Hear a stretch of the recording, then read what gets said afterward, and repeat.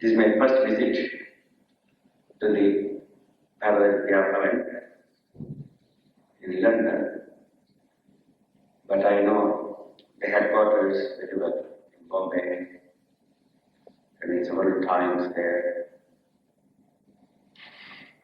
and again I'm very happy to be here in the London Center up there. Great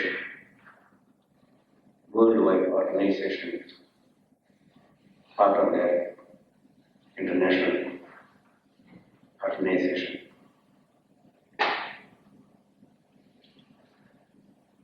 My subject this evening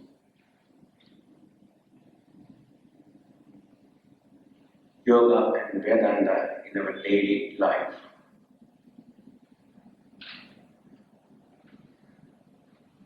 It is well known in yoga, well known in the West about yoga,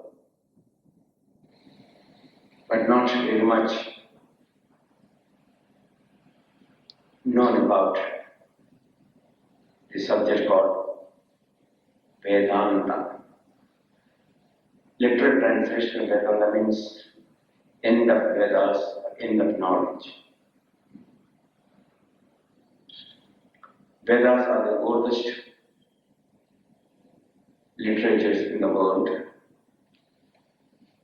Originally it was not written, it was only recited by the rishis to their disciples. There are 4 portions. The last portions of the Vedas called Anga, Vedanta, Upanishad, out of this area. So I relate to you this evening the relationship between yoga and Vedanta, that they both go together. One cannot exist without the other. Yoga is a practical aspect of this great knowledge. Vedanta is the experience, what we get through yoga. What is this experience? They are called or knowledge. It is the transcendental experience. To understand this, we must analyze our day-to-day experiences.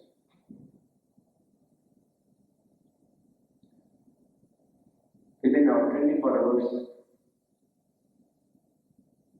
of our daily cycle, our day and night, divided into 24 hours. In this 24-hour cycle,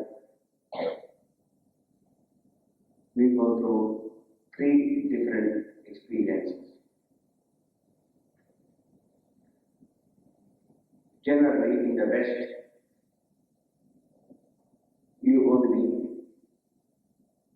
understand and analyze one type of experience called waking state. In Sanskrit, we call it Jagrata, waking experience, as we all know.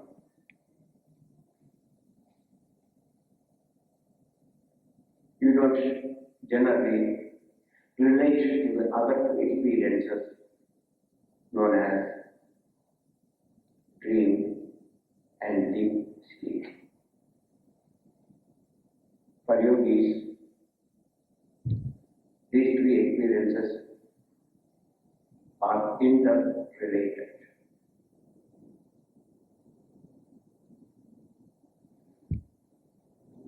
Let us start with our first experience called waking, which we call real, compared to the other 3 experiences. But are they real? This experience now what we call waking is not a dream. It exists only a small portion of our time in the 24-hour period. This waking reality, so-called waking reality, you are going to forget soon when you go to sleep. Or even when you are in the waking state, many people do have daydreaming. We live in an imaginary play. We live in an imaginary fantasy. But the yoga masters, they analyze this state. What is this waking reality, so-called waking reality, which disappears in the other 2 states? Even this waking reality can be accepted as real.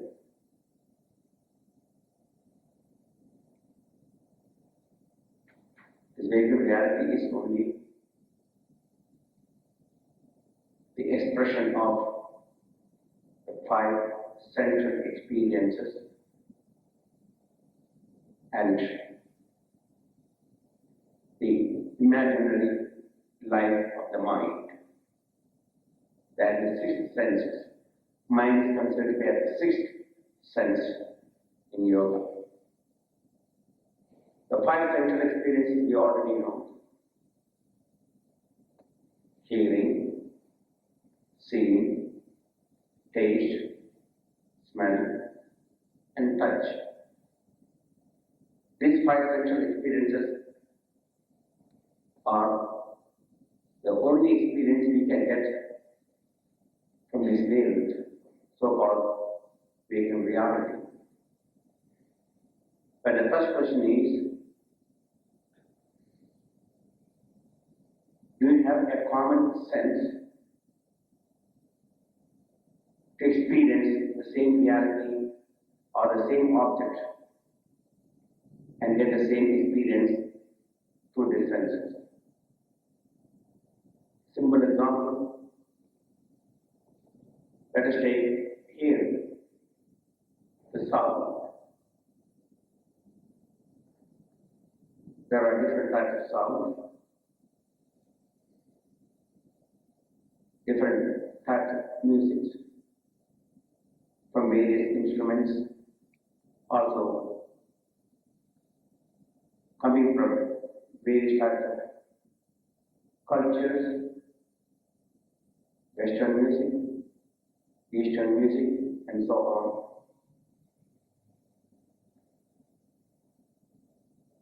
But when you get this sound, the experiences are not common. I remember my first experience of the Western music was when I was in Australia, and the first time I visited on my boat tour. I was in Sydney. My students said, first time you are going to the West in Australia too. Would you like to hear some of our Western music? I said, sure. They took me to an opera house. That was my first experience of an opera. The hall was packed. Thousands of people. They were all enjoying. But there was one miserable person in the whole audience. You can guess who that person is.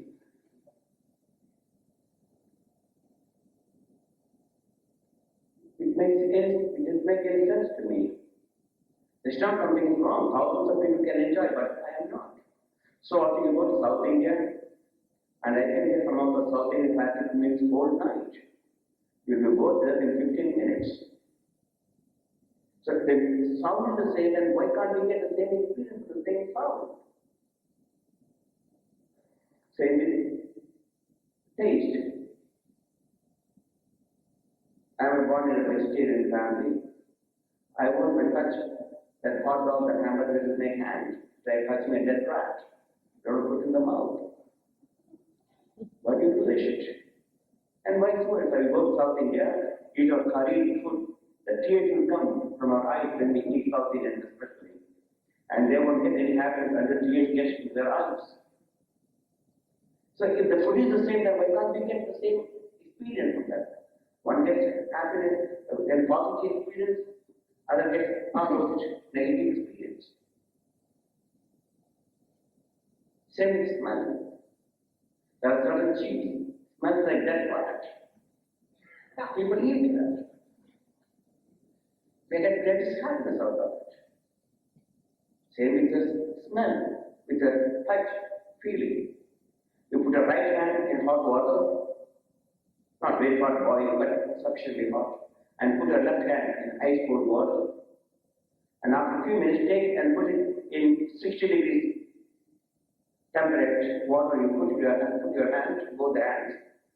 The left hand will say it's cold, it's warm, comfortable.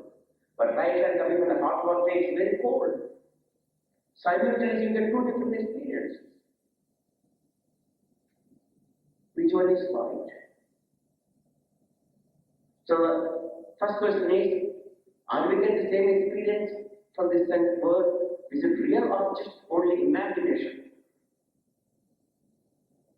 Second, the same experience you can create by mere suggestion. I can take a glass of water and under hypnotic conditions I give a person suggesting him that you are drinking champagne or alcohol. I never touched alcohol in my life, so I don't know the taste. But I can take any taste you want, the same water, under hypnotic conditions I say it's champagne or vodka or whatever the name you want to call it. That water will create that sensation. And that person not only tastes like alcohol, he will act like a drunkard afterwards. So what happened? So the question is, what is reality? What's the true fact? So the basic experience we get through 5 senses changes moment to moment depending upon your mental condition. When your mind is peaceful, calm, relaxed, that same home you consider very beautiful. But when your mind is not relaxed, there is no peace in your mind, the very house you bought become very miserable and painful and appears to be hell. You want to get out of that house. So the yoga master is saying, yes, the reality what you consider is called momentary, depending upon the state of mind, not the state of senses. The same objects what you get through the senses, when it reaches the mind interprets according to its contingent nature. And the interpretation can be different. The object will be the same, it goes to the same senses, root, the same root that senses to the mind. But when the mind, the master, analyzes this incoming waves, what experiences, interprets according to its present condition. You are having a beautiful dinner. You are enjoying with all your friends, and all the tasty dishes are in front of you. At the very moment a call comes from somewhere that one of your very close friend or relative is dead or dying, now you try to take the food. It doesn't taste like all. You can't eat anymore. Your appetite and hunger is completely lost. The same food will become untasty. Few minutes ago you are enjoying the same food. Now it's not tasty anymore. So they analyze the situation. What is happening? What is this life? After that, analyze this waking state. They ask questions.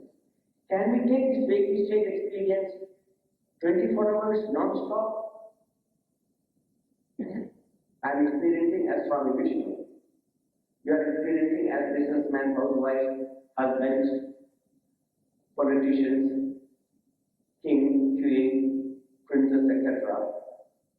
But this one, what your experience is, you remove the other two experience, the deep sleep and the dream from your life, and accept only the waking reality. And I give you a small tiny pill. You won't sleep, you won't have any dreams, but you can rest as long as you want. You can close your eyes, but you will never forget your present condition, your name and form and qualities. I am a Swami, I am a Hindu, I am this, I am a millionaire, I am prince, I am king. Doesn't matter what experience you want, you can have it. All the 5 interpretations you can get it amount of. If by mere asking, it will come to you. But you will not forget this name and this form and this experience, whatever it is. Can you take that husband experience 24 hours? And think of your wife 24 hours? And think of your children, money, bank balance, I'm a millionaire, even anything. Can you just go on thinking that I am a millionaire, I'm a prince, I'm a king, I'm a prime minister, I'm a housewife. 24 hours non-stop. You can't take that. It's unbearable. So this waking state, we have to forget certain body. And so we enter the next state called dream. Now here, we are living in a fantasy. I can't take this experience of Swami 24 hours. As Swami, I was there as orange, the turban and all the karpas areas related to the Swami. But in the dream, I can forget this entire movement. Suddenly, if I put in orange robe, I start putting on coats and pants and ties, and went to the bar with lit a cigar. No one will know. Now I am enjoying the cigar and drinking. Because here I want to eat meat, then I am eating the steaks with all my hands.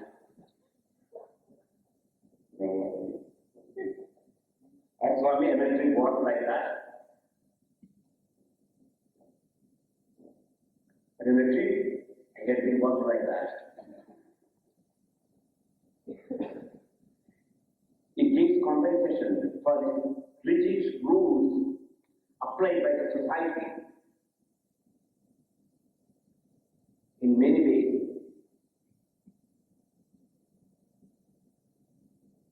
So that fantasy, dream fantasy, do help to relieve some of the stress and strain from this waking reality.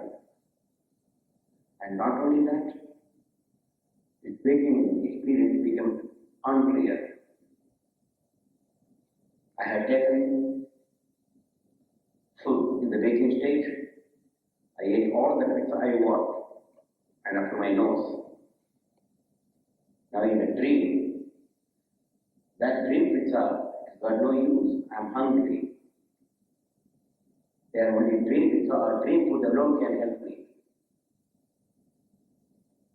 I'm sleeping on a king-size bed in a beautiful $50 million house, castle. But now I'm experiencing, I'm shivering, I'm dreaming, I'm lying on the road, shivering, cold, hungry. Now that castle, that food I had taken before, no use at all in the dream state. I need dream food, dream bed, dream comfort, dream heat, then only I am happy there. All the waking experience become unreal at that point. So the Vedantic masters are disgusted. Which is real? The dream is real or waking reality is real? Well, both are real. Both experiences are real at the time you are experiencing. But the other experience become unreal. So in the waking state, last night I had a dream. I was about to be hanged. In fact, I was hanged literally. And I tried to open my eyes. I was choked. Oh God, that's just a dream. I woke up, when I woke up, the dream became really an unreal experience. So all the experience I'm Swami, I'm a holy man, I'm a yogi, etc., this become unreal. Maybe I'm a rogue in the dream. I'm a thief, experience as a thief, or I'm actually acting as king of England. I can even dream as that, no one can stop me. So one becomes unreal for the other. But we cannot remain in this fantasy. Because this fantasy has two purposes. One to take the stress from the waking reality according to yoga masters. And also some of the minor karmas you work out in the dream. I explain a little later on what karma means. Some of the minor. Psychologically they say, without the dream, there will be tremendous tension. Psychological tensions will develop. That's what they have said. When you take sleeping pills, it's not yogi theory of the psychologist. When you take sleeping pills, it reduces your dreaming and only have a deep sleep, or so-called deep sleep. Because of that, there is no dreaming to take out the tension of waking reality, and there is psychological disease to take place without dreaming. It's one of the bad effects of the sleeping pills. That's what psychologists say. Anyhow, but yogi for your case, it takes from stress and strain, maybe add a little bit. Now, coming to this deep sleep and this dream, we can't use this fantasy also forever. Because it is, though it waking state, still the effect is the same, because there's duality. Both waking and the dream, subject and the object experience. I am and you are. I am and this building. I am this country. I am this planet. I am the universe. I am the universe. Separate. So there is constant separation from the subject and the object. Even with body, I, my thought and awareness. So I am and the hand are using. I am the body. I am the mind. I am the self. So there is a distinction between the I and the object. This is very painful for us, sometimes pleasant, sometimes painful. And we enter the third stage, called deep sleep, Sushupti. So, Rajaka, waking stage, Swapna, the dream, Sushupti, deep sleep. This stage is very important for us to understand the true meaning of yoga and Vedanta. Using this particular experience, masters show you what is the purpose between the waking dream and the deep sleep and the transcendental experience job called the Samadhi of Turiya. Now, analyzing the deep sleep, generally Western philosophers and psychologists did not analyze this experience very thoroughly. But if you just analyze it, you will find something very beautiful, something mysterious about this experience. First, in the waking and the dream, all of the experiences are individual. As I mentioned before, there is no common sense for us. The experience, suppose I drink the water and alcoholic also drink the same water, experiences are not the same. You get painful experience from this, and for non-alcoholic, non-drinker, very pleasant.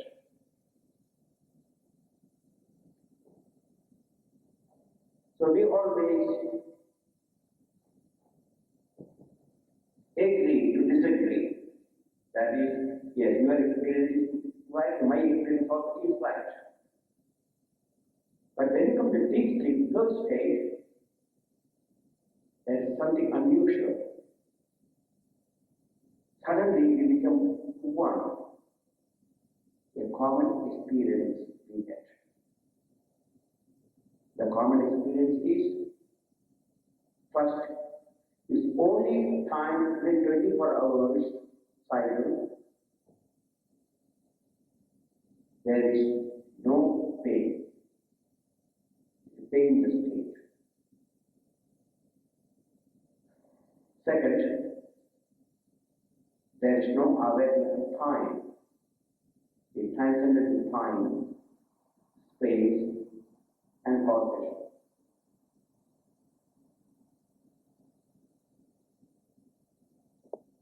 A rich man who got $10 million in his sweepstake, and a poor man lost $10 million, and another man with a terminal cancer, another person have heart problems, another person, his wife ran away, another person got married and is very happy. All of them went into deep sleep. Whose deep sleep experience is more real? We all know the experience is common. But you did not sleep for me, I did not sleep for you, but we know that we cannot have different experience in that state. One, that is the only time we don't have an experience of an object, the world, or the central experience that we get from the world. That object is cut off, only experience subject, I am. But many people think that deep sleep is like an unconscious state. There is a difference between unconscious state and deep sleep experience. They are not one and the same. Unconscious state, suppose I am talking to you, someone hit me with a hammer, I become unconscious. When I woke up, they wake up from that particular unconscious state. What would I say at that time? Where am I? What happened to me? But when you come from a deep sleep experience, you know not where am I, what happened to me. I had a sound sleep. You feel an experience.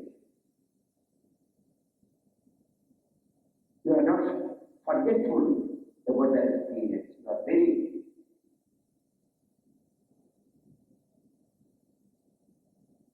so intense that experience, you are able to remember and tell everybody, oh, I had a sound sleep. You understood that thing because you also had that experience.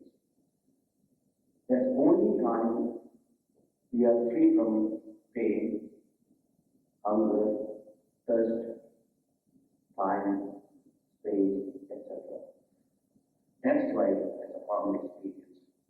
So the first waking and the dream, there are duality, subject-object, but in the third state, deep sleep, common is only in time we become common. One. Yoga mentioned a little bit went deeper in that subject. That third stage, what we call deep sleep, is closer or similar to the next fourth stage called Surya or Samadhi or transcendental stage. Very close. Deep sleep and the fourth stage, Surya, are one and the same. The dream and the deep sleep are waking and the dream. In both waking and the dream, there's subject-object duality, but the deep sleep and the Surya, transcendental state, there is no duality. There is also no time-space awareness. Then what's the difference? There's only one small difference makes the same. It makes all the differences. That is, in the deep sleep, there's no self-awareness or self-consciousness or self-realization or whatever the group wants to be.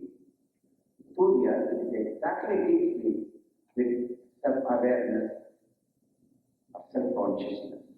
Not small, ego consciousness, self. For this awareness, you don't need senses, you don't need mind, you don't need anything.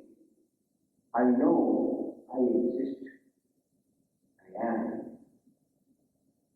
No one has to say that I exist, nor I need an intellect or senses to realize it. This awareness is subjective experience. I am that I am. We call it in Sanskrit Aham Brahmasmi. I am that Brahman. You can't even say that, but you experience that. The process, then we can come to the Surya or fourth state within 24 hours is the deep sleep. If we take deep sleep off from our life, only have waking in the dream, you will go mad within 2 days. So the deep sleep means it's not just only deep sleep, first thing, you are entering into yourself for a short period of time within 24-hour cycle and rest, and then you are able to back again to the beginning and are the four cycles: waking, dream, deep sleep, and fourth state. But ordinary human beings are only involved in three basic experiences: waking, dream, and deep sleep. If that's the only thing we need, then we don't have to worry. But there's something is missing in our life. And that missing is this transcendental experience where you are aware of yourself as I am, or I am Brahman, or Soham, I am He. So these are the four experiences. Vedanta, as I mentioned before, Jnana Yoga, brings this reality, the transcendental reality, which only reality exists. Everything is only an imagination of your mind. The world itself exists only in your mind. And now we come to the yoga. Yoga is related to the mind. To reach this Jnana Yoga, reach the self-atman, you have to transcend the mind. Mind and Maya are one and the same. In Vedanta, Maya is the illusion. Mind is an individual or individualized Maya. Mind creates this illusion. You are walking on the street. You saw so many men and women and girls and boys walking. But one girl you saw, suddenly something twisted. I love you, honey. You start repeating the mantra, I love you, honey, I love you, honey, from that moment onwards. And you think that you are not happy unless you marry her. And honey, if you don't marry me, I will die. Well, how much you got? Money. I got millions. I love you too. So, that's, from that onward, she thinks he is her husband and he thinks she is his wife. That husband and wife exist only in your thought, in your mind. The person is the same. Then honeymoon is over, lots of flying saucers in the kitchen. And then go to hell, honey. The mantra changes. So I love you, honey, go to hell, honey. That's all he said. What is that? Now you want, before you said, honey, I'll sacrifice everything for you. But now you want to sacrifice her. It's only in your mind exists. So husband, wife, children, home, family, son, is all only exist as long as your mind. There's no mind that in amnesia. The man comes from the natural and there's amnesia and completely everything is forgotten in past.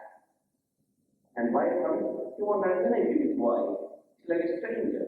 His own children come, he doesn't recognize. So the world is nothing but the mind, projection of your mind.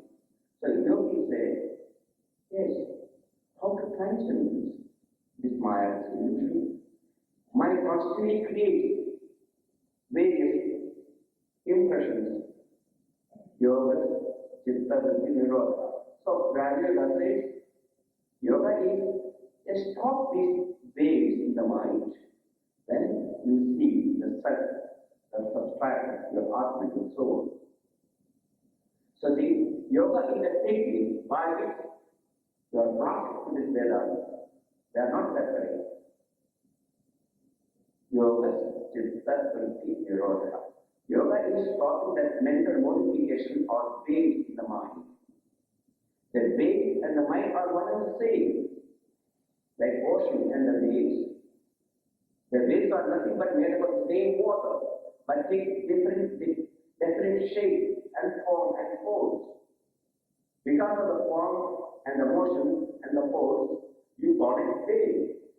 But there are one of the pain. But once that force motion is stopped, then you see one huge ocean. So also the world is nothing but the pain created in your mind. Vritti, you call very good. Everything arises in the mind. Pizza nothing. A pizza somehow, yes. Suddenly you want to eat pizza. And then the thing is one from a cigarette vritti. And so on. So what is yoga is we have to stop these vrittis.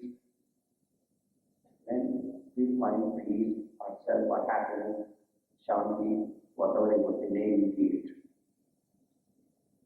In our ordinary life, we do stop these vrittis. And that's the only time you are happy.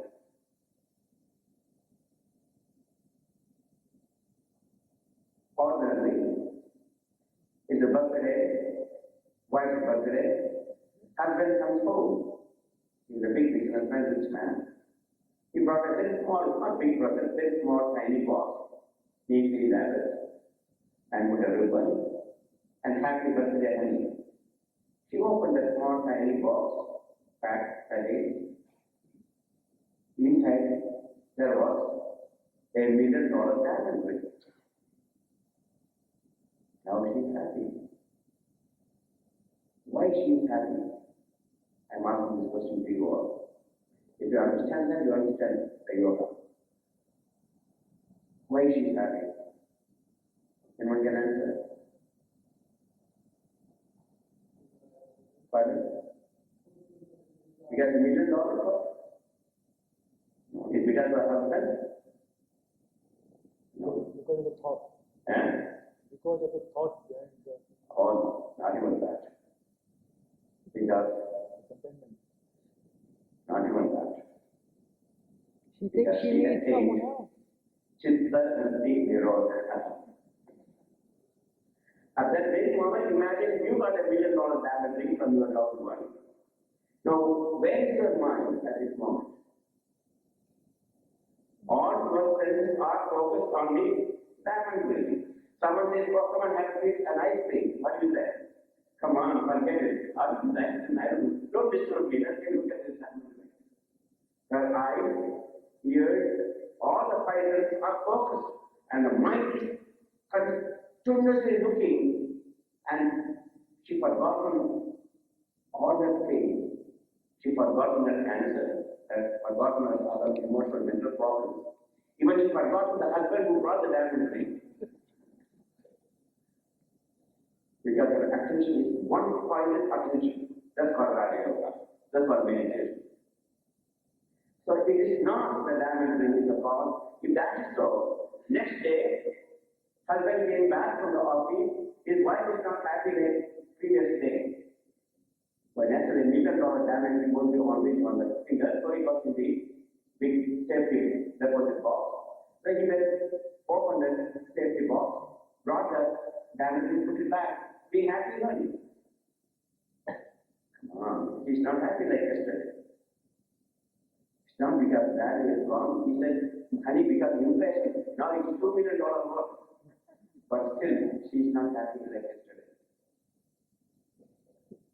So, it is not the diamond. The diamond ring is the cause of the happiness. Then she will be happy to flow her body. What is she has to look at the diamond ring? Because she is unable to stop the motion of the mind. Only for a very short time. Then new sales come in. Let's say husband brought any input for her. Her mind is settled for a very short time. So you give new objects for the mind to focus constantly to be happy. It's not the object. You can buy any object you want, you can get it. Take a paper and pencil, or you will put in the computer, start writing or putting in the computer. If I get particular thing, I will be happy all my life. Tell me. Anyone can say that what is going to make you happy forever? You ask anything you want, you start writing. When are you going to stop writing? There is no end to it because all objects are finite. This is what it is.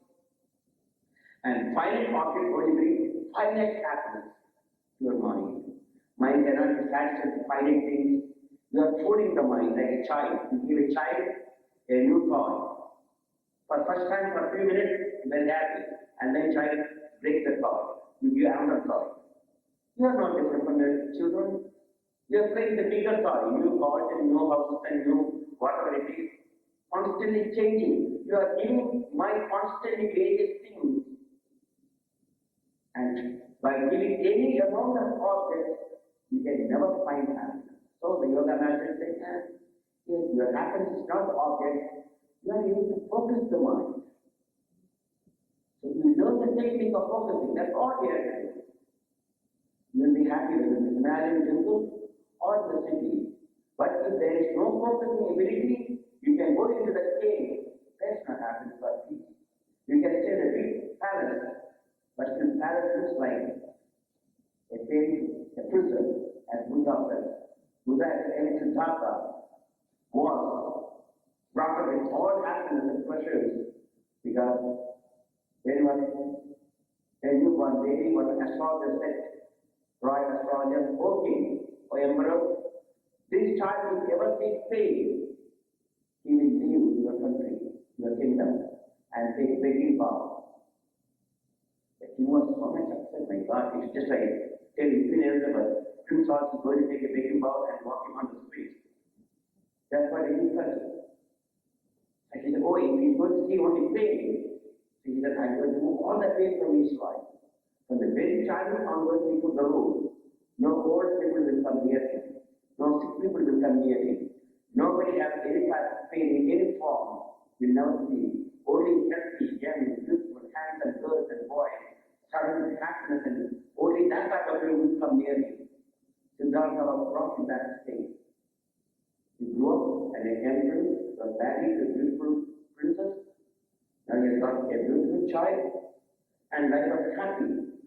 One day he was going on the royal garden, on horseback riding, on a royal, with the royal attendants behind him. And first time he saw an old man. His body is shivering and shaking. He cannot step like ordinary man and walk. He is leaning on a stick, face wrinkled, and everything is shrunken, crooked. Siddhartha never seen anybody like that in his life. He couldn't even understand what it is. So he asked his attendant, what is this creature? Why is trembling? Why is not walking? Why is leaning on the feet? So that royal attendant said, sir, he is not a creature. He is a human being just like you and me. But this is due to old age. Raja asked, I am going to be emperor, going to rule this world. I am also going to be old like that. There is no doctor, no scientist, no medicine can help me to avoid that particular experience. Sir, no way. But the emperor, king, prime minister, millionaire, billionaire, peasant, he had to live that experience. Siddhartha could not understand that. Then, as he went further, suddenly he saw some people were carrying a dead body to cremate. Siddhartha asked him, why they are carrying anything? Why is not walking? Why is not talking? Why is lying like a log of wood? And why are they going to put it in the fire? That is called death. You never seen anything, heard about death. This body is Siddhartha, the great emperor, going to leave tomorrow. This also will go. Yes, if we are not cremated, this body will be eaten by germs and worms and bacteria. It will smell horrible. This emperor's body also will smell like that. Your Highness, that's the law. No one can change this law. Siddhartha came back to his house. That night, his beautiful princess is still sleeping. Child is sleeping. He did not even good bath. He escaped that prison, what we call Paris, and ran away with God. What am I doing? Those girls, beautiful girls and boys, that he started smelling for them from his point of view. He started running from the Paris prison and took the making vow and sat under the Bodhi tree. Until I realized I will not move, temptation is the first enemy. The manical type of faith and unbelief. I will not move. Entering beautiful gardens and experiences, we start experiencing celestial dances and running and dancing.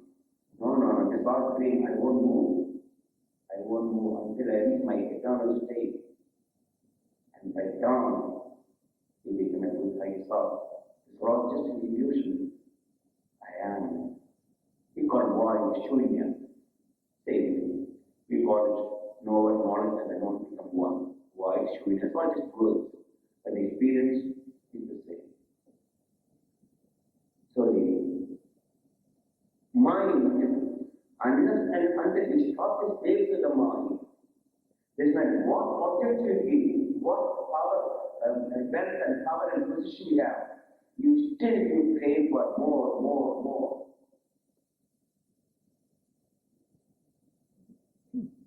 Like a woodcutter. In India, they cut the wood from the forest and bring in their head and sell in the streets. The woodcutter used to make a living all his life. And one day, he was bringing heavy load. He used to pray, try to land under a tree, always he offers something. That for years and years he did. Now he prayed the last time, I am unable to go, I am getting very old. I prayed so long, please give me some servant, somebody help to cut this wood so I can survive.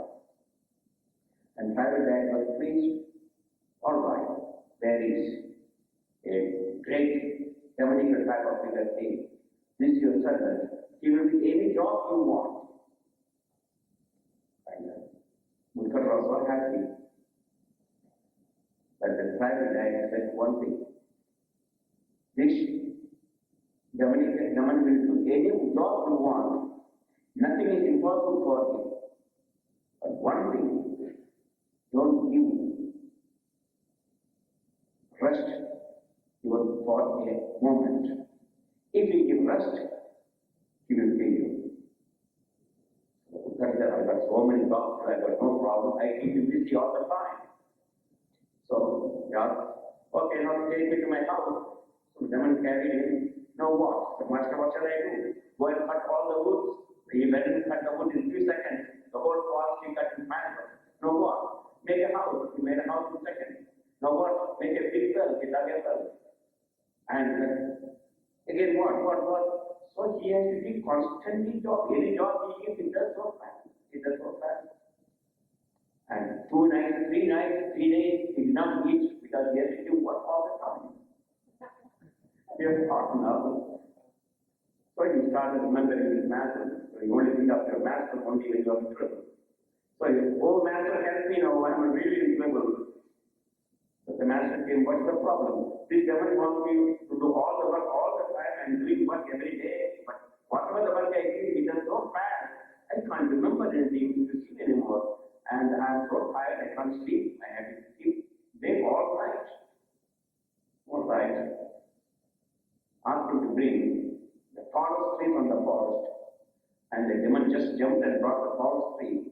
The teacher asked him to plant the tallest tree in your courtyard. He planted. Now ask the demon to climb up and be the top, let him climb down. And let him do 24 hours this job. He has got 24 hours job now. He's going up and down. And knew that he had been defeated. So the demon said, Master, let's make a deal. I won't bother you, you won't bother me. I will go ahead. Please let me go. So thus he will lead on the demonical force. The demon represents your mind. Mind says, go to this path, okay. Or mind says, go and get that car, okay. Mind says, smoke, okay. Go and dance, okay. You go on, give me. You You are giving everything mind wants. That's all you are doing from morning till evening. You are trying to satisfy this mind. But if you never took small time to sit quietly, what am I doing? Why am I giving all these things? Why is not happy all the time? Anything I give is not happy. Anything I see, want more. Give me more.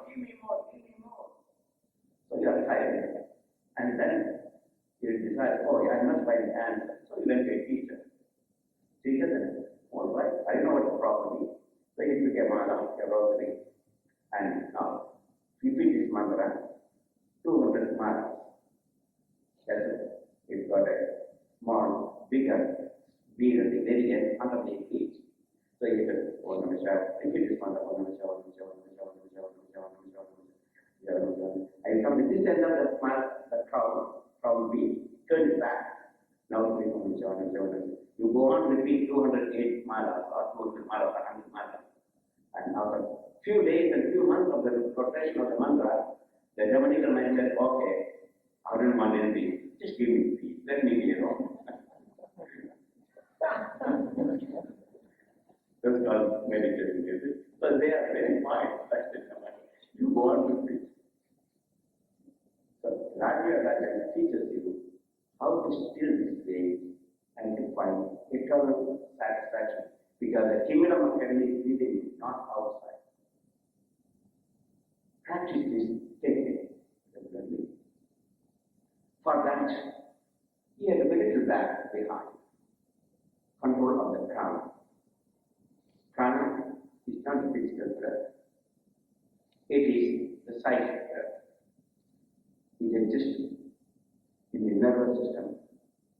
Like oxygen has been carried in the bloodstream, the prana has been carried to the nervous system. In Sanskrit, we call nadi. In Chinese language, called meridians. Chinese doctors use various needles and pins to release this prana or cut off the prana. Yogis use asana and pranayama to increase or cut off the prana or flow of prana to different regions. We have a small demonstration at the end. That is very good. But pranayama, we start with the physical breathing. What is the physical breathing? What's to do with your control of your mind? Well, I just take a small experiment we can do. You are close your eyes for just 2 minutes. I am going to tap like that. Please count carefully how many times I am tapping. I won't tap very hard, then we have to concentrate intensely, get the right number. See what happens. When you close your eyes, let's begin.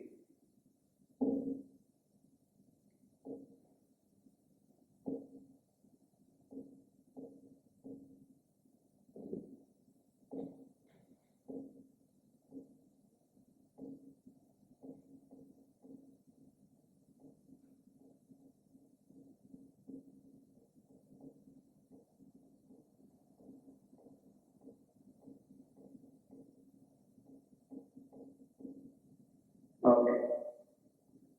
Doesn't matter how many times. What happens when breathing? Stop. I have to until the head will stop yourself. That's called pranayama. Whenever you try to concentrate, your breath becomes very slow, not the physical breath.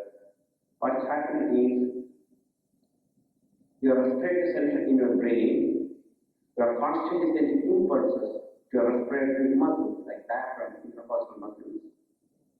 These impulses can be very fast, powerful or forcible, or very slow, rhythmic and smooth.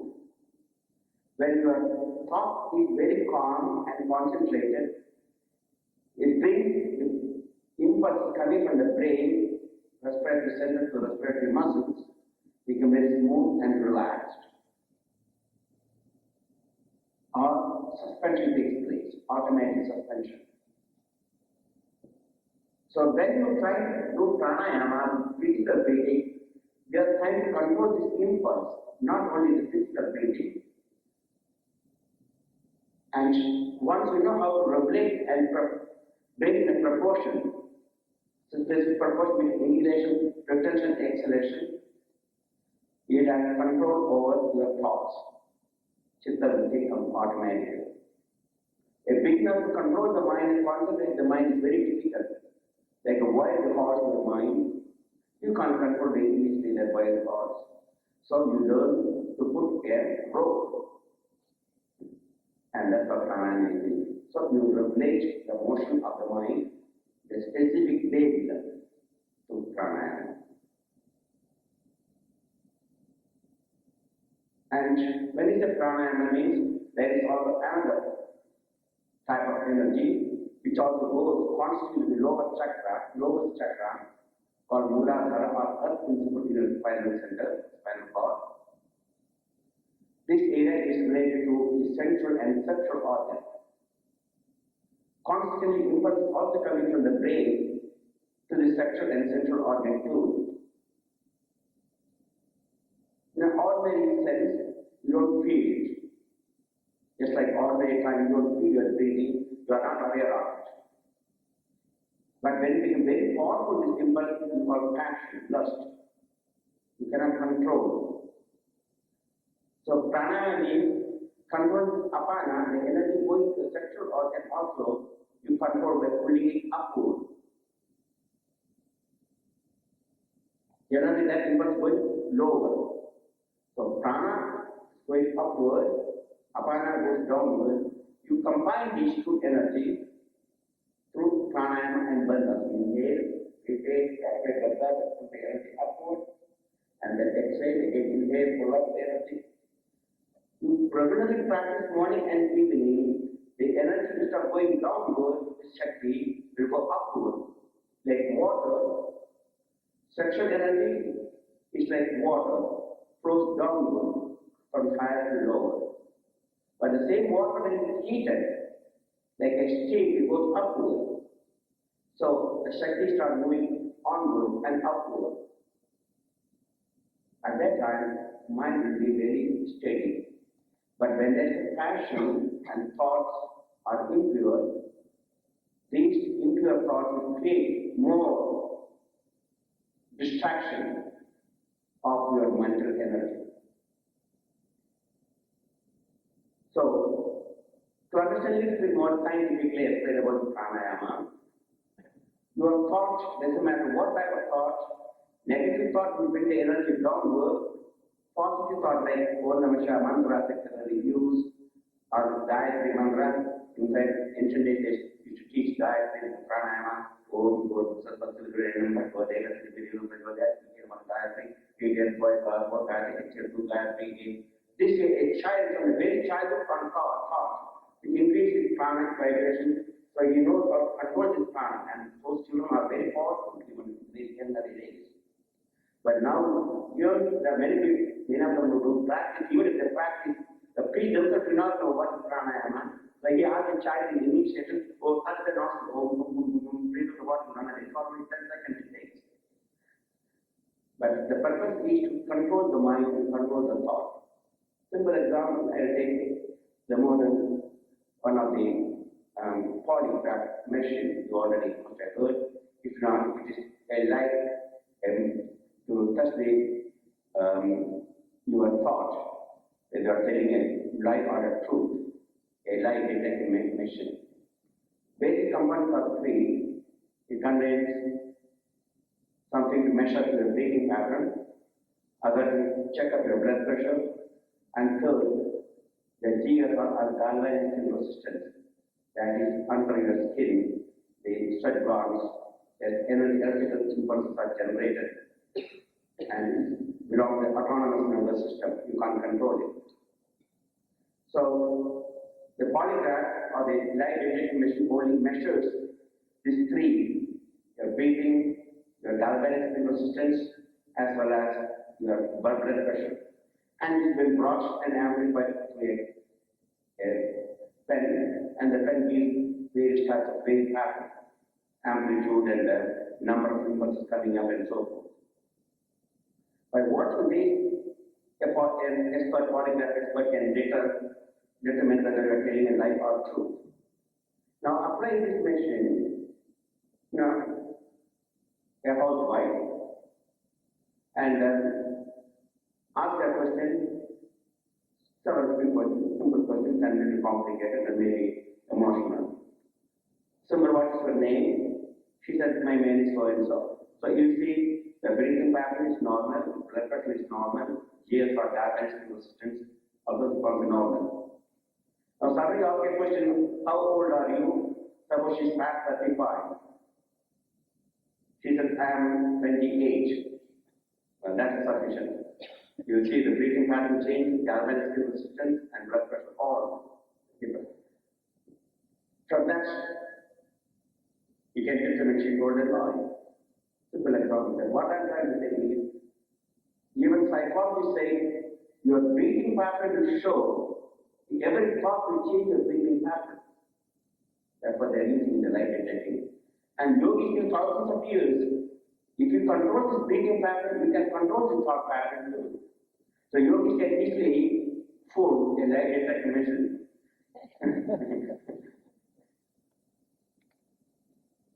So the breathing pattern is most important for a beginner to start.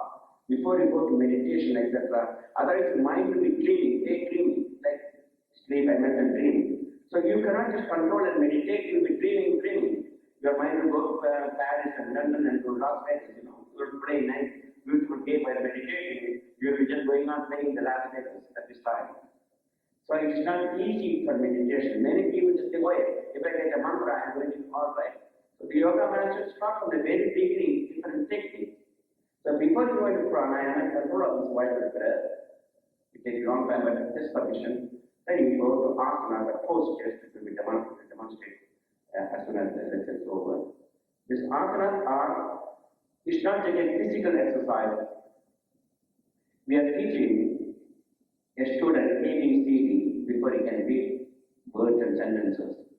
Same way, a yoga student or a beginner must learn to control the body by simple language of the body. Body and mind are interconnected. So various postures are brought into the system and it allows the prana to move easily, either from without any blockage, and that will start activating various chakras or centers in your system through meridians. That's simple explanation. And of course, the side effects are three benefits are there, like physical health and the circulatory system and the muscle length and muscle strength can be increased, and the postural parts can be corrected, etc., etc. That's all side benefits. But the purpose of asana is only to bring this energy level from the lowest to the highest for a beginner. So before that, naturally, yama and niyama, ethics and morals, restrictions and prohibitions are there. Like yama, niyama, asana, pranayama, the yama and niyama comes the two basic structures. Without ethics and morals, satyam, vada, samanjara, that is satyam, satyam, manjara, afya, and Shavata Sundar Saraswati, Sarpanthani, that means cleanness, contentment, reading spiritual books, etc.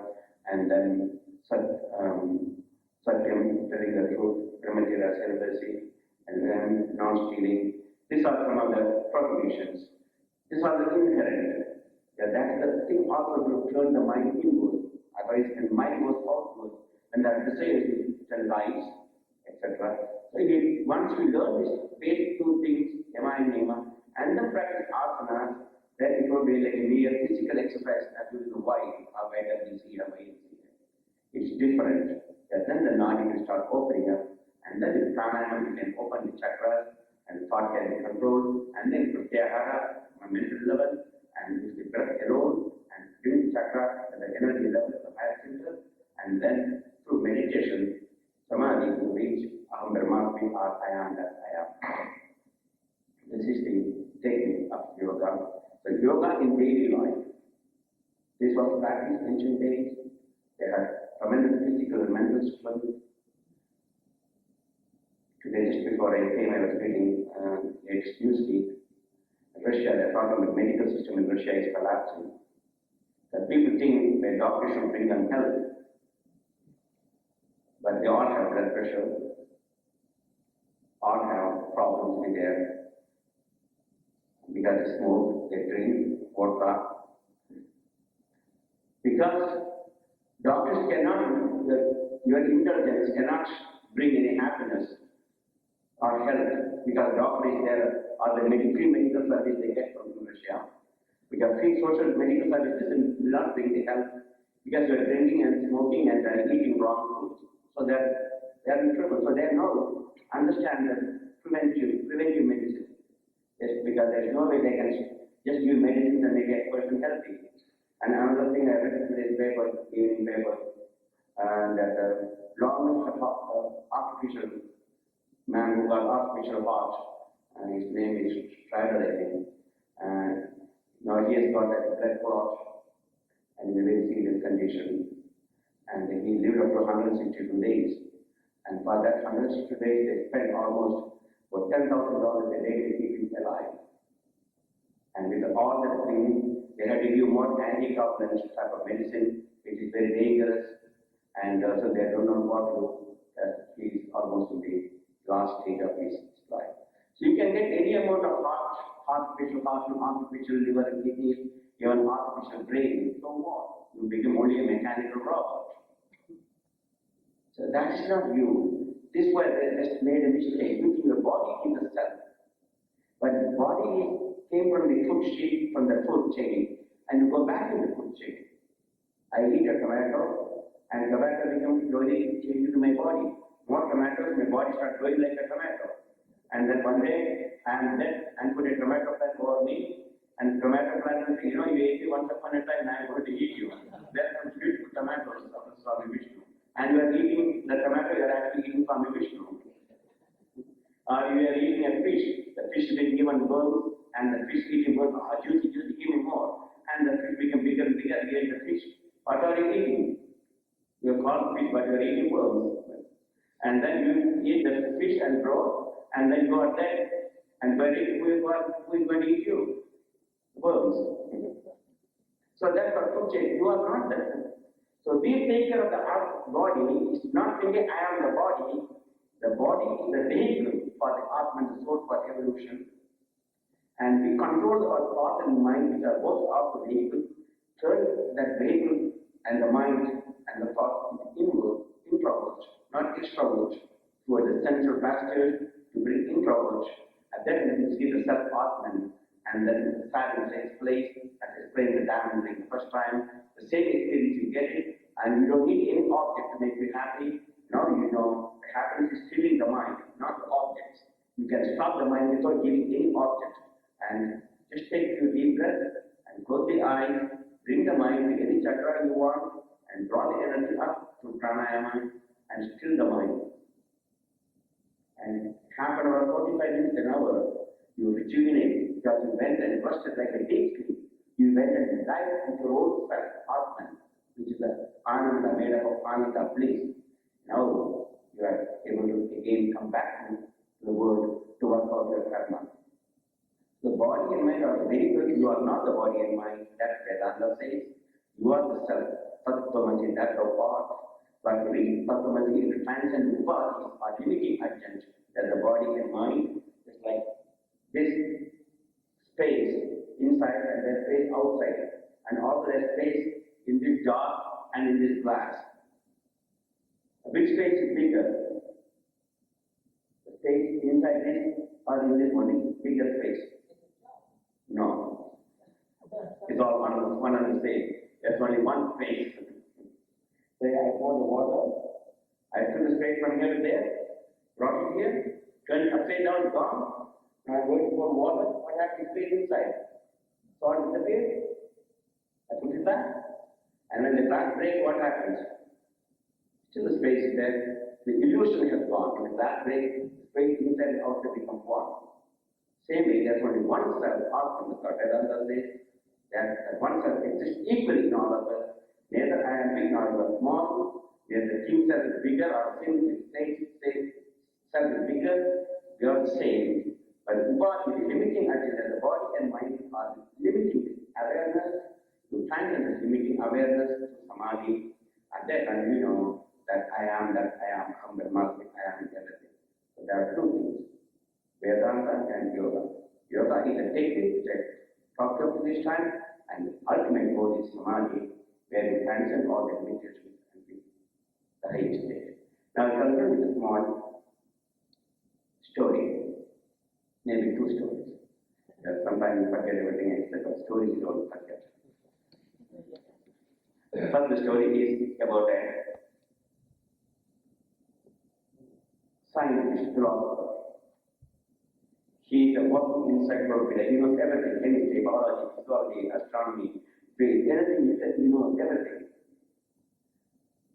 And one day he went for a boat ride, and an old fisherman with wrinkles, he was rowing the boat. Sea was calm, atmosphere is calm, sky is beautiful and clear. And as he was rowing the boat and in the ocean, enjoying the breeze and the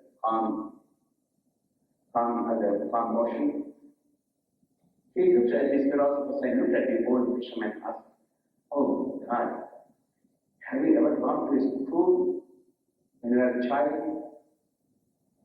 The fisherman said, "No, sir, I had no time. I had to work with my father, so I never went in school."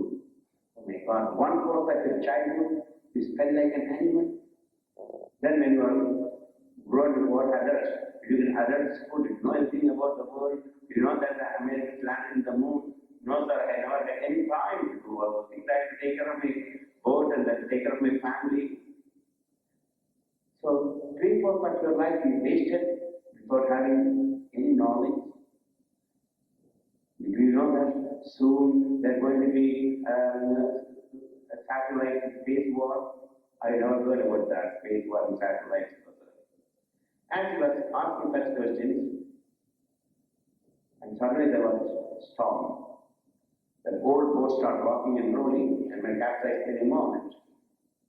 And the fisherman asked a question to the philosopher science, "Sir, do you know swimming?" The philosopher said, "No, sir, you wasted all your life. You don't know how to take care of your body." And we are like a philosopher scientist. We talk about everything. We know the purpose of the lungs. But when you put cigarettes, you are like the philosopher scientist. We know the purpose of the chemical factory, but we drink that wine, alcohol, champagne, you have destroyed the chemical factory. We know everything, but we are like philosopher scientists. We cannot put into practice. But yoga is not a theory that put into practice. That's what we are going to demonstrate. What yoga means. It's not just only theory, you got the lecture, you clap the hands, and that's not the purpose. Then, second story is Vedanta complete. Yes. There was once upon a time, there lived a colony of shepherds and the lots of sheep in a valley. And one day a mountain lioness came to hunt. She was fully pregnant. As the mountain lions approached this sheep, pandemonium broke loose, and shepherd saw the mountain lioness and they started shooting at her. The lioness heard the sound of the shooting. She left the area, but she left also her newborn cub among the sheep and ran away to the forest. Luckily, there was a nursing mother sheep. She took this newborn lion cub and started nursing. And the newborn lion cub thought the sheep is mother. So he started waiting like ba ba ba ba, drinking milk and becoming vegetarian. And this sheep lion grew up now in the sheep colony, thinking he's a sheep, forgot his identity and nature. And after some time, a mountain lion, the king of the forest, came to hunt. And when he arrived, to his astonishment, he saw among the sheep colony one of the royal family members eating like a sheep, drinking milk and eating vegetarian. What a shame and disgrace for the royal family. It's like Prince Charles again, example. And he ran the mountain lion toward the sheep lion. And the sheep lion was terrified to see the mountain lion. He started running behind his mother sheep. Mummy, help me, mama, fellow is going to kill me. And she was running away for her own life. She thinks his mother is going to help him.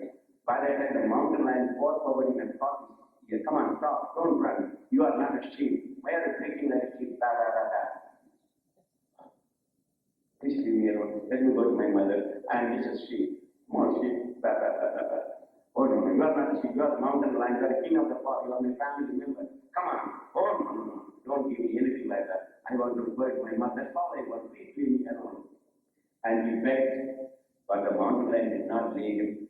He dragged him to the mountain and brought him before a lake.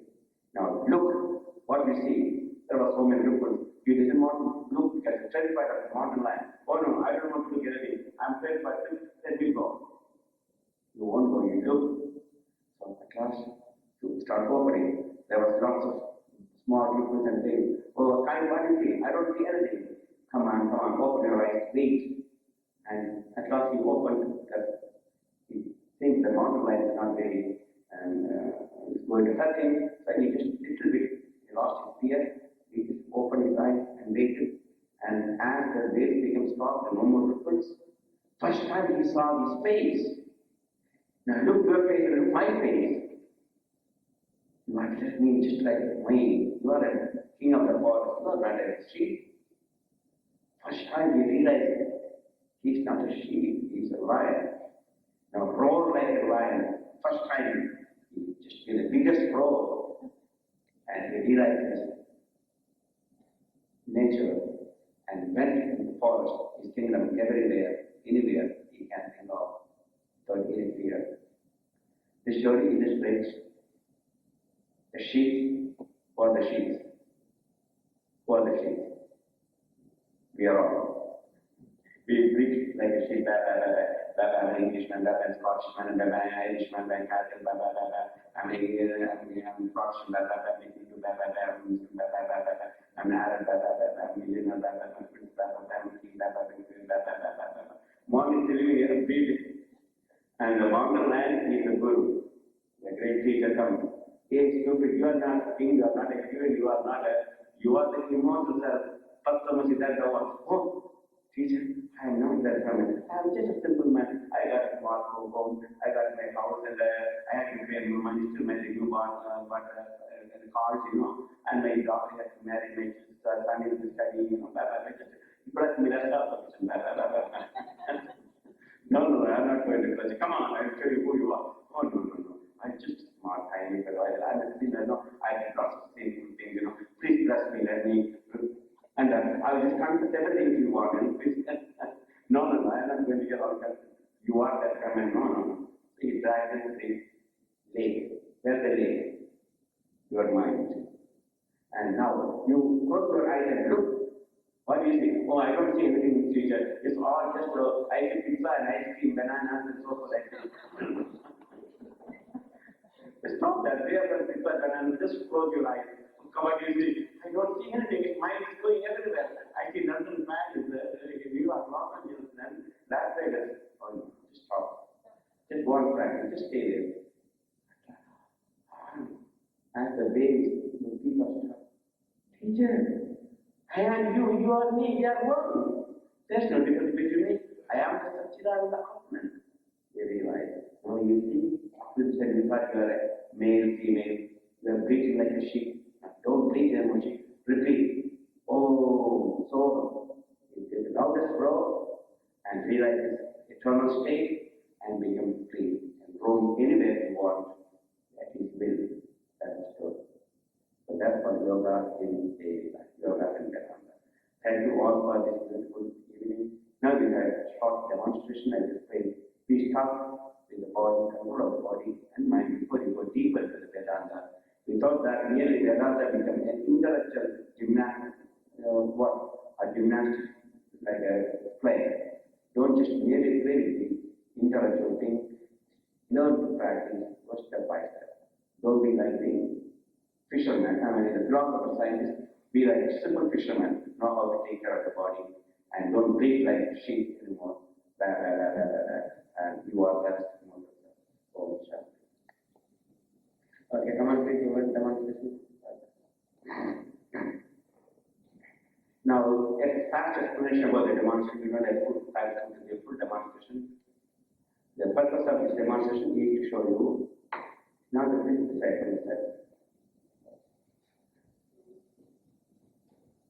This is the first step, A, B, C, D, before you go to words and sentences.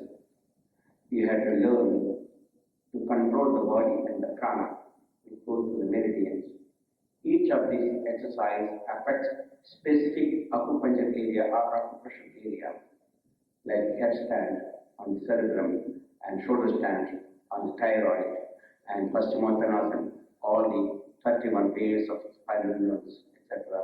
So each one affects specific area and releases the prana, and once the body is properly trained, the prana, then you can easily control the mind. Of course, as told you, other benefits are there, the physical benefits of the health. And that's sufficient. Now we start with the first thing, sun salutation, a simple exercise which brings 12 postures of the body under, and the 12 positions, it brings the entire body under control. 1, 2, 3, exhale, synchronization breath, 4, inhale, 5, retain, 6, exhale, 7, inhale, 8, exhale, 9, inhale, 10, exhale, 11, inhale, 12, exhale. See, very little energy, you get the maximum benefit. We don't exert the heart when exercising. We exercise the heart, not exert the heart. With minimum amount of energy, we get maximum benefit. Again, we are not trying to develop the muscles, we are getting proper tone of the muscles.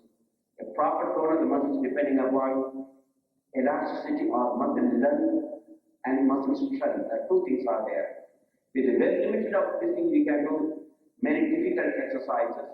It's not muscle strength. It is the concentration with the proper length of the muscle system. Proper length of the muscle is not there. That means the stretching of an elastic band.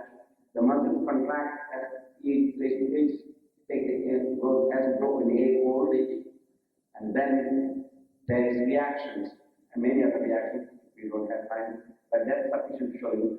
And also breathing, like I mentioned before, breathing is an important part to control and regulate the postures. Okay, begin once more. 1, 2, inhale, 3, exhale,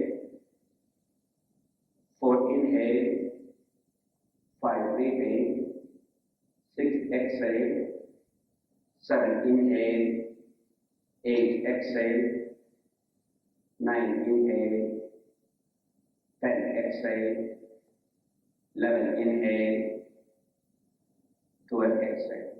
Now relax. We do 12 times, this is called Surya Namaskar, sun salutations. Ancient days, everybody practiced this type, facing the sun. Sun is the source of all energy and health. And after sun salutation comes asanas and pranayama. There's also warming up exercise, warm up your body. And then next thing is relaxation. We don't go on from one exercise to another. We also relax. Relaxation means the three types of relaxation: physical, mental, and spiritual. Physical relaxation is using the gravity. While you're sitting in the chair, your body is constantly fighting the gravity. When the body has to fight the gravity, your central nervous system must send impulses to different muscles to keep the body straight and relaxed, straight and one up, and that's a constant process. So when you're sitting or standing or walking, then what action you do, your central nervous system is constantly keeping the body fighting the gravity. But this is the only position, life position, where you are not having to fight the gravity. In fact, body is being aided by the gravity, completely peaceful, like a child in mother's hand, mother's lap. She has no fear at all falling off. So although you are lying in the mother's lap, that the mother earth, without having any fear, and so central nervous system can relax. That's called physical relaxation, or dead body pose. Then go to mental relaxation. you stop the waves by synchronizing breath, the mental relaxation, and the spiritual relaxation identifying the self. And between each asana at the rest period, it's also physiologically, all exercise creates lactic acid in the muscle fibers, lactic acid creates the fatigue. And suppose I'm going on doing motion in arms, 100, 300 times, 5,000, 6,000, and this matter how much, I won't be able to move once more, because one more time I won't be able to move, there's lactic acid formation, and lactic acid creates fatigue until you rest the muscle and bring oxygen to neutralize the lactic acid and neutralize the muscles, you will not be able to move the body, the muscles again. So if we don't increase the lactic acid during exercise, or exercise very slow, you can see very slow, very smooth, slow performance are done for the most difficult exercise, start with exercise and some variations. And beginners exercise, the intermediate exercise, advanced exercise, we show the headstand first for the upper area of the cerebrum, the highest area of the brain, and that is the cerebrum controls all the psychic functions, and the cerebral lower area is only belongs to the animal, and there is little thinking. And so here we are bringing the circulation to the cerebral area, and also it stimulates the highest psychic center called Sahasrara and the pineal gland area and pituitary gland area, which are the master gland. Pituitary is the master gland which controls all other glands, and then this exercise helps in many ways, and also the venous filter takes place. The circulation of blood takes place when you are sitting or standing, and in the headstand, the gravity aids to bring the venous blood back into the heart. More blood comes to the heart muscle stretches, the stretch muscle, heart muscle contracts more forcibly, and that is the law. So by standing on the head, you get all the cardiac exercise, and also you increase the flow of prana. We have various exercises to perform. There is also asanas meant for the spinal cord, and there is nerves, nadis, and you see every exercise is when watched, somehow the spinal column is involved, and there are seven eight cervical pair of cervical nerves coming from cervical area, 12 pairs coming from thoracic, and 5 pairs from cervical sacral lumbar region, 5 from the sacral, and 1 from coccyx, 1 pair from coccyx, and 21 pairs, 5, and so all 31 pairs of these nerves are stimulated. You can see there is not much effort. That's the beauty of yoga. You see, concentration and breath control. You can perform everything very slowly, rhythmically, and meditation comes naturally. You don't try to improve like a mere physical exercise. Concentration is important to train the mind. So from the very beginning, you start a simple exercise, advanced exercise, they go before they go to pranayama.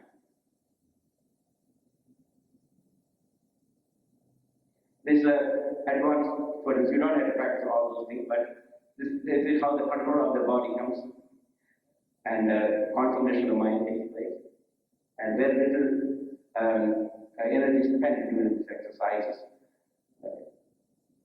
It's complete control over the body. Okay, now we relax as we don't have much time to relax, so we just go from one exercise to a short stand cycle, then do about 10 minutes and fast. Okay, we don't generally do fast, but we have to finish it at the time is getting late. So that everything is most of the exercise comes to the spinal column, and where all the chakras are situated, and all the nadis are situated, and some or other the nadis do get specific massage, and energy level is increased.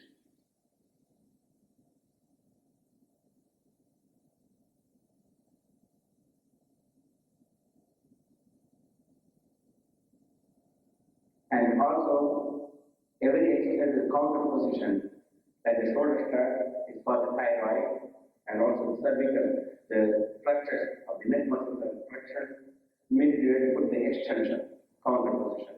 Flexion, extension, abduction, adduction, elevation, depression, these are different types of motion of the muscles. But muscles can only do one thing, it can pull, which is flexion or extension, or abduction or adduction, elevation, depression, protrusion, retraction. This muscle can only pull, it cannot push. And we have to give opposite area, just like bicep and triceps, muscles are arranged in opposite pairs. When the bicep contracts, tricep stretches. When tricep stretches, the bicep, the tricep contracts, bicep stretches. So muscles are in opposite pairs, one being antagonistic muscle. The bicep contracts, antagonistic muscle is the tricep. So all muscles are in the forward being, the abdominal muscles and the forward anterior muscles are contracting, and the backward, the extensor muscles of the back are stretched. And then that's what antagonistic muscle. Now you go opposite direction. Antagonistic muscles and back and side. See now, immediately we go to the opposite. Antagonistic muscles also give you, and then the anterior muscle become antagonistic muscle for the posterior muscle. You know some of the advanced exercise in the forward bending. The forward bending series, backward bending series, sitting series, etc. Some of the advanced to get the muscle learn, muscle strength and muscle learn.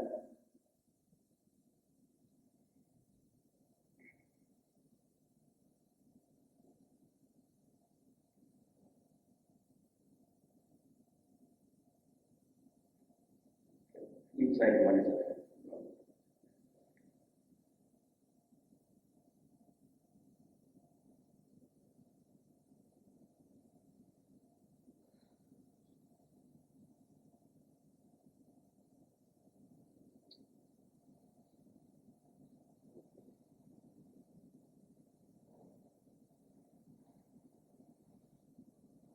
see, muscle strength, both flexibility and strength together.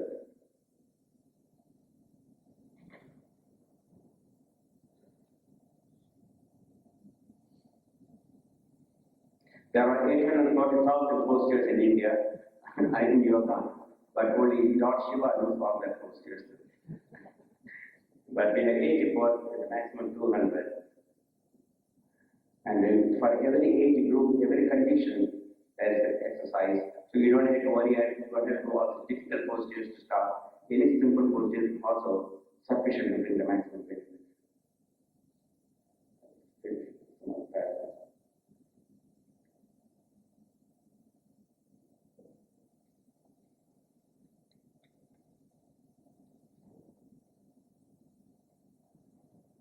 Okay, the co-position, the co-position dropping.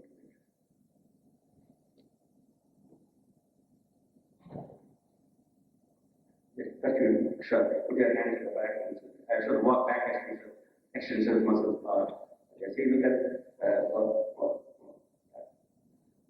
okay, now the same exercise you do with the help of the hands. Okay, do that. Then let's now pick it up.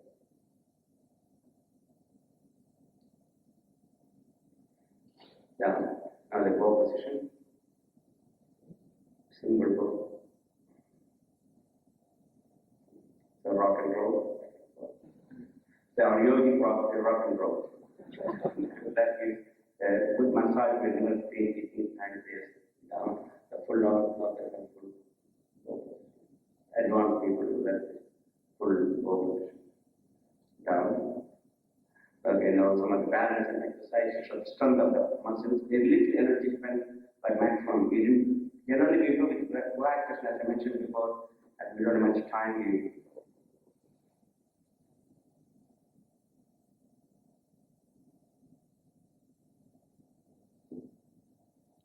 You know the flow position.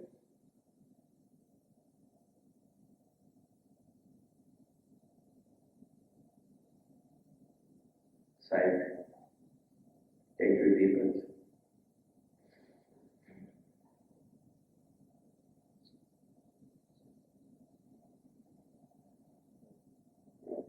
A few more deep breaths. And then repeat. Okay. Take 2 deep breaths.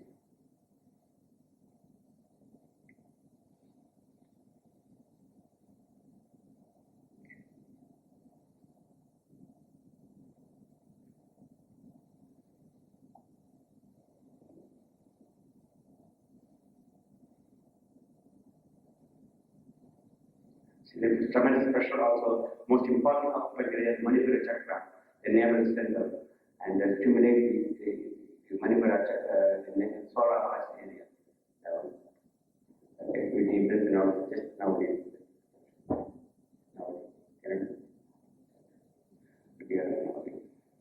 Just the various kriyas we perform to clean the body, physical body, and remove all the impurities from the digestive system. For dhyana and navati.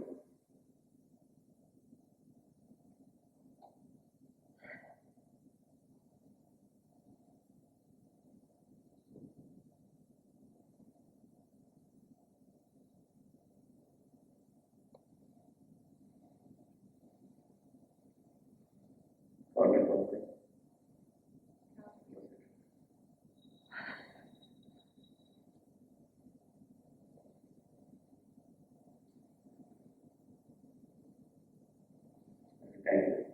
That's sufficient. Just give me one.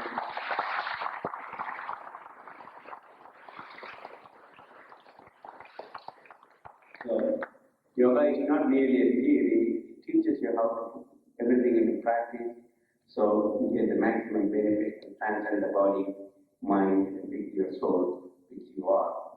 That is the daily practice of yoga and Vedanta. Philosophy is there ultimately, and the practice of yoga to reach that state eventually.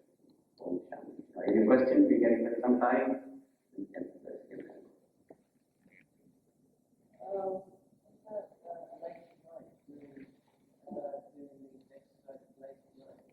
Pardon?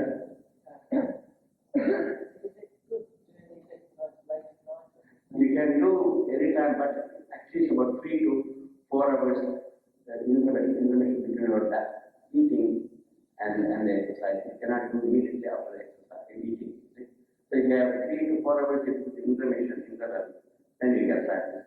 But generally it's not to practice in the morning and the afternoon, but you can do it even late night if your eating habits can be controlled and the time interval is between 3 to 4 hours.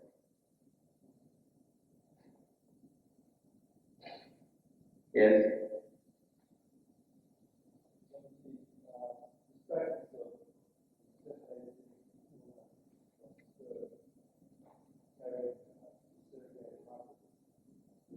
Little louder than here.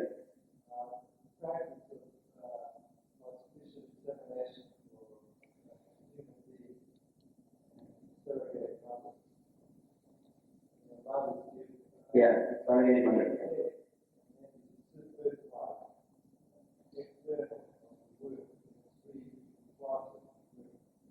Some practice is going on. Like the 1,000 children in France, in the world, we created this tissue. So what is the question? The question is, what is the karmic, the acceptable or the karmic reaction?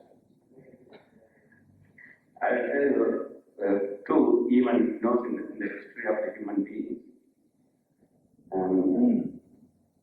I'm not a religious man as a non-religious man. Maybe a surrogate mother, she may be getting some implanted hair from another dimension that brought it implanted to the womb. This also happened in our Balarama, the elder brother of Sri Krishna. That from the seventh womb of Devaki, that has been transplanted into Draupadi, and that is the Nanda's wife, second wife. So there is a story there. We don't know how they did it. It could be also, but anyhow, karmically, I cannot say what. There may be some relation between karma between the child and the new mother. But the thing is, the child and the mother cannot give enough emotional love in that stage. That's only drawback. I don't really think anything to say about that. If someone wants to just have that, their life, you see. They don't want to take care of the pregnancy and the giving birth, etc. There is psychic energy involved. And a true mother can feel all the psychic energy But when surrogate mothers are doing for her, she loses all the psychic experiences of carrying a baby and delivering and giving birth to a baby. It's all psychic phenomena. And that's the she is losing, but also the baby may lose some of that real connectivity. Yes. Who is a real brahmachari according to you? Pardon? Who is a real brahmachari? Real brahmachari? And also, can a family person be a brahmachari? The brahmachari, the name comes from who is established in Brahman. He only true brahmachari, a man who is established in Brahman, that's in God, is a true brahmachari. But to reach that stage, you sublimate the energy as much as possible.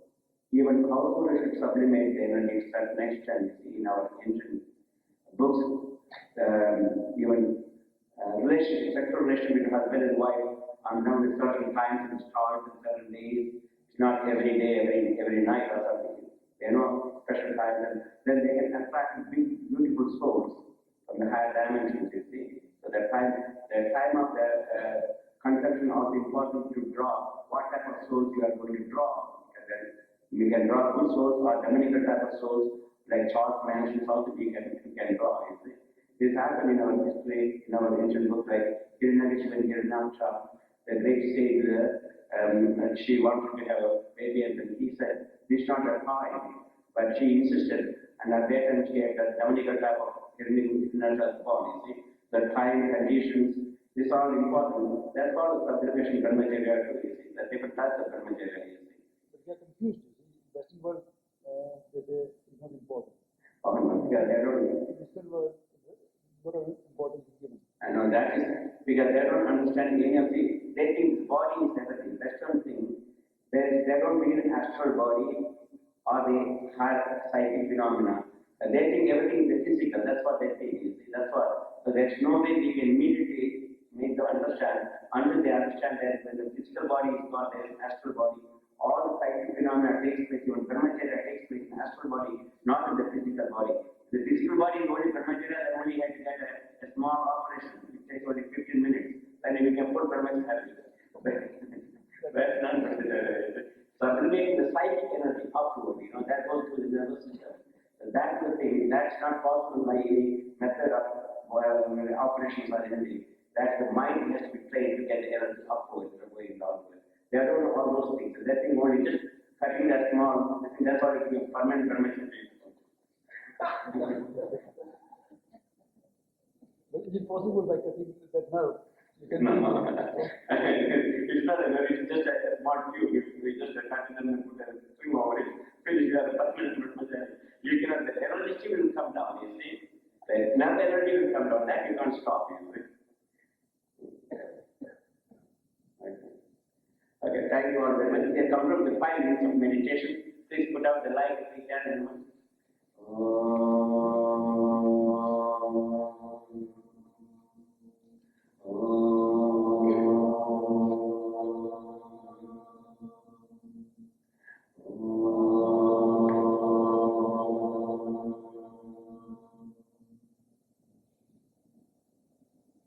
Now make your breathing very, very slow, rhythmic and noiseless.